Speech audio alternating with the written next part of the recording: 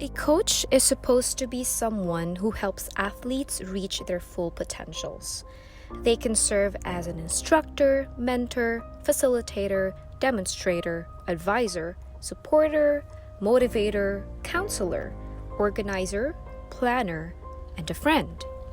They are in a great position to promote inclusion and engagement in physical activity, among other things. I believe they are crucial in the development of the athlete overall. It's about you. And pull out who they could become that is greater than any championship trophy. And the best coaches help the players find the best way for them. But what if they aren't all these things? You better make a damn tackle. There are myriads of abuses that have emerged in the world of sports, and one particular case is within Vancouver Island. On July 3, 2020, Lily Copeland, a former women's rowing varsity at the University of Victoria, filed a lawsuit against coach Barney Williams and the school over alleged verbal abuse. According to her claims, she was subjected to offensive and belittling language and fat-shaming by the coach while she was with the team during the 2018-2019 season. Several more athletes have surfaced to file complaints, and investigations are taking place as of the moment, but Williams continues to coach today. There are a couple of questions that arise from this issue. Why isn't he fired yet, or at the very least, be put on suspension or on leave while the investigation is ongoing, especially now that more athletes are coming forward? Now, there could be a couple of reasons for this. It could be his reputation as an athlete, considering he won world competitions and was an Olympic medalist. There is no denying that he displayed great skills and represented the country well during tournaments. A great performance brings forth a great reputation. A great reputation draws people and institutions to associate themselves with it. And having a great reputation can sometimes cast a halo overshadowing the issues. Now, this might be why he was hired in the first place, despite reports of transgressions and being kicked off the national team. His triumphs and Olympic medal might be well enough in the resume for the school to see past this background. Another reason could be because he might really have good coaching qualities too, considering that other athletes defended him and described him as a dedicated and inspiring leader. If other people support him and see him in a different light, this might be used to justify keeping him on staff. Although, this does not excuse the bad behavior. Or maybe UVic is just following protocol in terms of the investigation process and could not do anything for the students without hard evidence. If this is the reason though, then I think there's really something wrong with the entire system. Which brings me to question number 2. Who is the priority of the school? Is it the students and athletes? Or its staff and coach? Based on the history of this case, Copeland brought up the issue in 2018, but nothing has been done then. She later filed a formal complaint along with other athletes through the university's Equity and Human Rights Office, where the school hired investigators but concluded that Williams didn't breach the campus-wide discrimination and harassment policy. Now, this is appalling to say the least.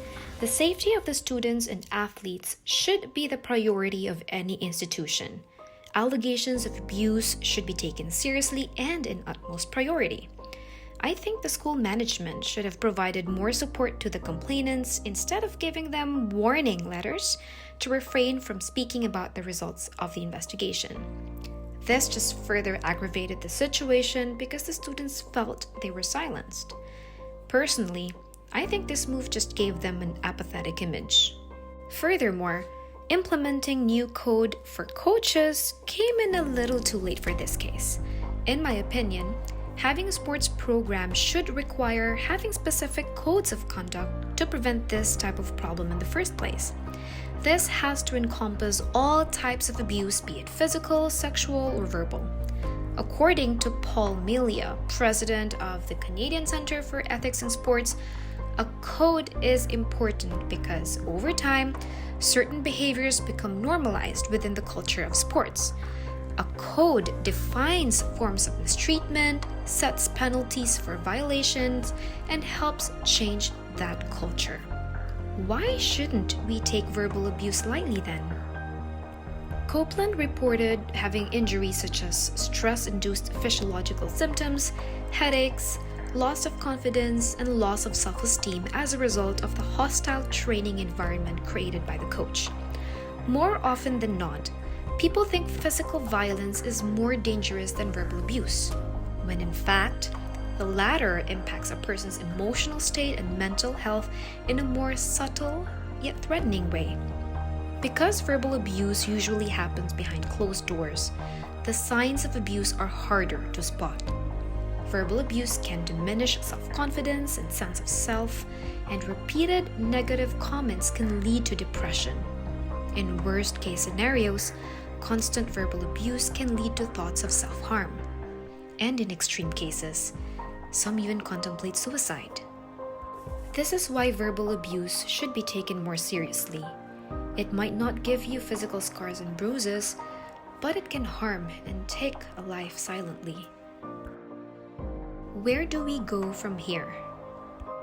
Despite the Rowing Canada's investigation being stalled by the coach's lawyers, I think this case just brought to light how entrenched abuse is in some sports institutions.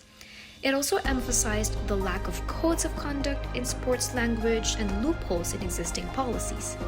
It is about time that athletes stand up for their rights, leaders stand up for their athletes, policymakers create guidelines to provide a safe environment, and people see the need to change the toxic culture in sports.